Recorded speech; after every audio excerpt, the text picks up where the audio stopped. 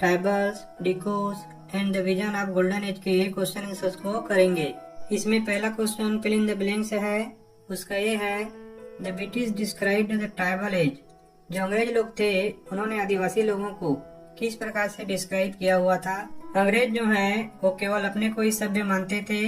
उन्होंने ट्राइबल्स को जंगली और असभ्य कहकर डिस्क्राइब किया हुआ था, क्योंकि ट्राइबल्स जंगल में रहते थे और उनका खान पान, पहनावा ओढ़ावा और कल्चर सामान्य लोगों से अलग रहता था।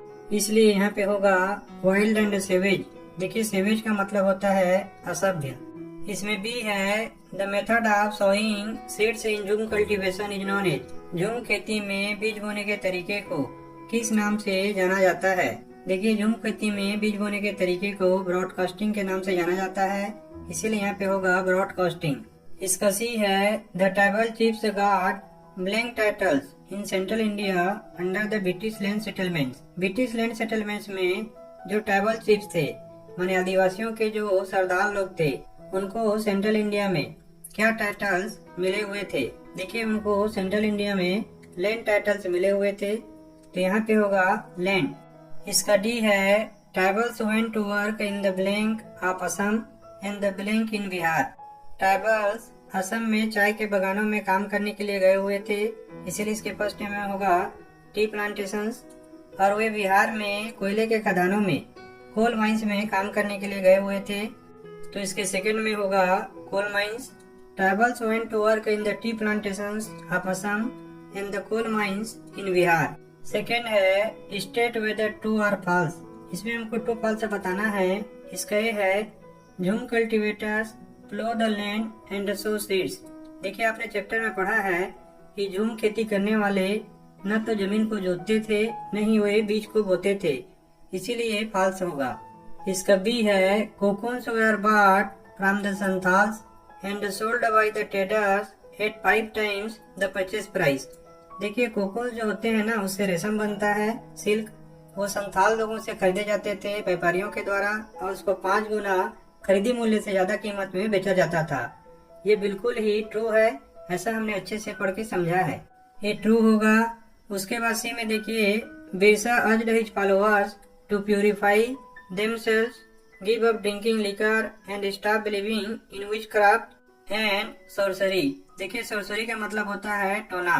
बिरसा ने अपने फॉलोवर्स को कहा कि वे अपने आप को साफ करें, शराब पीना छोड़ें और जादू और टोने में विश्वास करना बंद करें।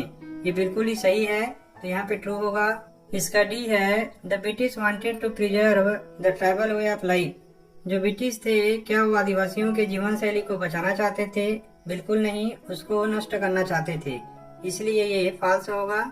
नेक्स्ट क्वेश्चन है what problems did shifting cultivators face under British rule. British rule के अंदर में शिफ्टिंग कल्टीवेटर्स के प्रॉब्लम्स क्या थे। देखिए उनको सेटल्ड कल्टीवेशन के लिए माने स्थायी खेती के लिए फोर्स किया गया था। उनको जंगल के उत्पादों को माने प्रोडक्ट्स को यूज करने की इजाजत नहीं दी गई थी। उनको अपना जो पारंपरिक जीवन था जो जंगल पे आश्रित था उसको छोड़ने के लिए मजबूर कर दिया गया था। इन्हीं को इस आंसर में लिखेंगे shifting cultivators faced the following problems under British rule. First है they were forced to take up settled cultivation. Second है they were not allowed to use forest products. Third है they had to give up their traditional way of life. Next question है how did the powers of tribal chiefs change under colonial rule। देखिए colonial rule का मतलब होता है अंग्रेजों का शासन। अंग्रेजों के शासन के अंदर में जो आदिवासी सरदार थे उनके जो पावर्स थे वो कैसे बदल गए थे। देखिए उनके जो एडमिनिस्ट्रेटिव पावर थे उनको चेंज कर दिया गया था। उन्होंने सारा का सारा जो अपना एडमिनिस्ट्रेटिव पावर है वो ब्रिटिश लॉ के अंडर में खो दिया था। उनको ब्रिटिश को साथ में ट्रिब्यूट मतलब सम्मान भी देना पड़ता था। उसके साथ में जो उनके ट्रेडिशनल माने परंपरागत कार्य थे उनको भी वो पूरा करने में असमर्थ हो गए थे। इन्हीं को इस आंसर में लिखेंगे the powers of tribal chiefs changed in the following way under colonial rule. First है they lost their administrative power and were forced to follow British laws.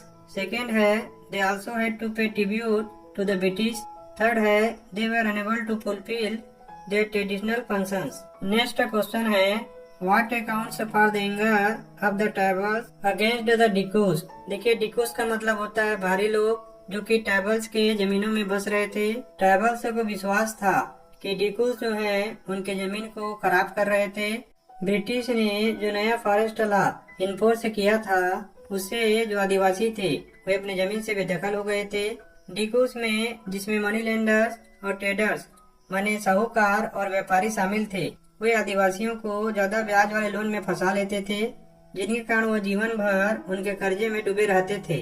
इन्हीं को इसके आंसर में लिखेंगे tribals consider Dikus as outsiders. The tribals were angry with the Dikus for the following reasons.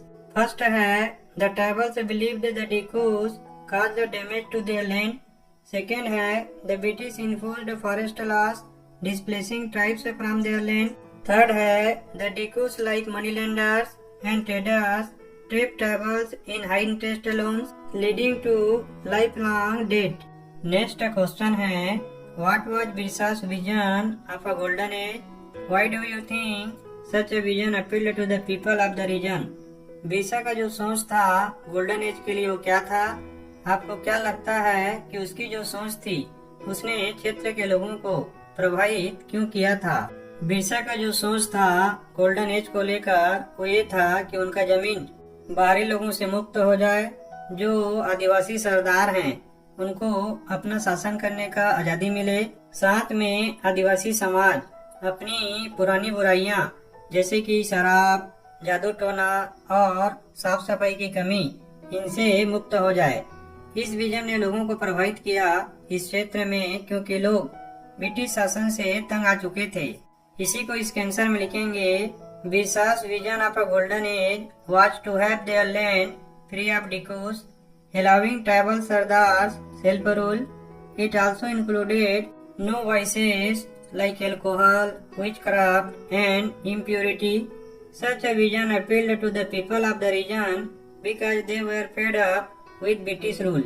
अब last में इस MCQ question के आंसर को आपको देना है Which tribe reared cocoons?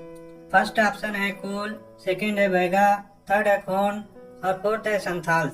आशा करता हूँ वीडियो आप लोगों को काफी पसंद आया होगा। Thank you for watching.